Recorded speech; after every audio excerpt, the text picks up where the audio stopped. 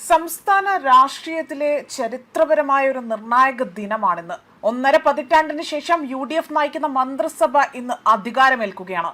മുഖ്യമന്ത്രി ഉൾപ്പെടെ തന്നെ 21 മന്ത്രിമാരാണ് ഇന്ന് സത്യപ്രതിജ്ഞ ചെയ്യുന്നത്. രാവിലെ കൃത്യം 10 മണിക്ക് തിരുവനന്തപുരം സെൻട്രൽ സ്റ്റേഡിയത്തിൽ ചടങ്ങുകൾ ആരംഭിക്കും. ജനങ്ങൾക്ക് രാവിലെ 9 മണിവരെയാണ് സ്റ്റേഡിയത്തിലേക്ക് പ്രവേശനം അനുവദിച്ചിരിക്കുന്നത്. സംസ്ഥാനത്തിന്റെ വിവിധ ഭാഗങ്ങളിൽ നിന്നെത്തിയ പ്രവർത്തകരും ജനങ്ങളെയും കൊണ്ട് സെൻട്രൽ സ്റ്റേഡിയവും പരിസരവും ഇതിനോടകം തന്നെ നിറഞ്ഞു കവിഞ്ഞിരിക്കുകയാണ്. തമിഴ്നാട്ടിൽ നിന്ന് വിജയ് സർക്കാർ സത്യപ്രതിജ്ഞ ചെയ്തതുപോലെ തന്നെ VVIPകൾക്ക് വേദിയിൽ പ്രവേശനം അനുവദിക്കണമെന്ന് സർക്കാർ ലോക് ഭവനോട് അവിടെ ആവശ്യം ഉന്നയിച്ചിരുന്നു. എന്നാൽ ഗവർണർ ആകട്ടെ മുഖ്യമന്ത്രി, മന്ത്രിമാർ, ചീഫ് സെക്രട്ടറി എന്നിവർ മാത്രം വേദിയിൽ അത് മതി എന്ന നിലപാടിലാണ് ഇപ്പോൾ നിലവിൽ ഉണ്ടായിരിക്കുന്നത്. ലോക്സഭാ പ്രതിപക്ഷ നേതാവ് രാഹുൽ ഗാന്ധി, വിവിധ സംസ്ഥാനങ്ങളിലെ മുഖ്യമന്ത്രിമാർ, ദേശീയ നേതാക്കൾ, മറ്റു വിശിഷ്ട അതിഥികൾ എന്നിവർ ഈ ചടങ്ങിൽ പങ്കെടുക്കുമെന്ന വിവരങ്ങളാണ് പുറത്തു വന്നിരിക്കുന്നത്. ആദ്യമായി 12,000 പേർക്ക് മാത്രമായിരുന്നു പ്രവേശന അനുമതി നൽകിയിരുന്നത്. പിന്നീട് അത് 15,000 തന്നെ ഉയർത്തുകയാണ് ചെയ്തിരിക്കുന്നത്. അതേപോലെ തന്നെ സ്റ്റേഡിയത്തിന് പുറത്തുള്ളവർക്കും ചടങ്ങ് കാണുന്നതിനായി തന്നെ വലിയ സ്ക്രീനുകളും സജ്ജമാക്കിയിരിക്കുന്നതായി തന്നെ സംഘാടകർ നേരത്തെ തന്നെ അറിയിച്ചതാണ്. അതേപോലെ തന്നെ സ്റ്റേഡിയത്തിൽ കൂറ്റൻ പന്തലാണ് ഇപ്പോൾ തയ്യാറായിരിക്കുന്നത്.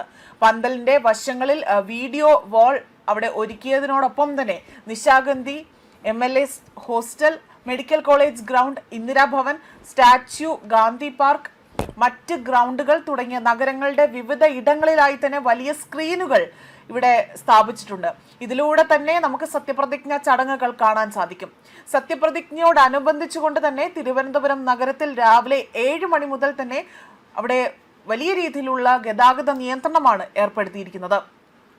VVIPകളുടെയും അതേപോലെ തന്നെ MP, MLA തന്നെ അവരുടെ വാഹനങ്ങൾ പാർക്ക് ചെയ്യാനായി തന്നെ ഇവിടെ വലിയ രീതിയിലുള്ള സന്നാഹമാണ് ഒരുക്കിയിരിക്കുന്നത്. യൂണിവേഴ്സിറ്റി വളപ്പിലും യൂണിവേഴ്സിറ്റി സംസ്കൃത കോളേജിലും അടക്കം തന്നെ അവിടെ സത്യപ്രതിജ്ഞ ചടങ്ങിനോടനുബന്ധിച്ചുകൊണ്ട് വാഹനങ്ങൾക്ക് പാർക്ക് ചെയ്യാനുള്ള സൗകര്യങ്ങളാണ് ഒരുക്കിയിരിക്കുന്നത്. വിവിധ സ്കൂളുകളുടെയും ക്ഷേത്രങ്ങളുടെയും ഗ്രൗണ്ടുകളിലും പാർക്കിംഗ് അവിടെ അനുവദിച്ചിട്ടുണ്ട്. പ്രവർത്തകരുമായി എത്തുന്ന ബസ്സുകൾ അവിടെ ബൈപ്പാസിൽ തന്നെ പാർക്ക് ചെയ്യണമെന്നതാണ് ഇപ്പോൾ അവിടെ നിർദ്ദേശം നൽകിയിരിക്കുന്നത്.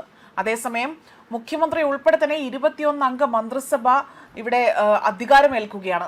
കോൺഗ്രസ് മന്ത്രിമാരായി തന്നെ VD Satheesan, Ramesh Chennithala, K Muraleedharan, Sunny Joseph, AP Anilkumar, PC Vishnudas, Bindu Krishna, M Liju, Roji M John, T Siddique, OJ Jineesh, K തുളസി, അതേപോലെ തന്നെ മുസ്ലിം ലീഗിൽ നിന്ന് PK കുഞ്ഞാലിക്കുട്ടി, PK ബഷീർ, അതേപോലെ M ഷംഷുദ്ദീൻ, KM ഷാജി, അബ്ദുൽ ഗഫൂർ, ഘടകകക്ഷികളിൽ നിന്ന് CP John, Shibu baby John, Anoop Jacob, അതേപോലെ തന്നെ മോൻസ് ജോസഫ് എന്നിവരാണ് മറ്റ് അംഗങ്ങളായി തന്നെ അതായത് മറ്റ് മന്ത്രിമാരായി തന്നെ ഇന്ന് സത്യപ്രതിജ്ഞ ചെയ്ത് അധികാരമേൽക്കുന്നത്.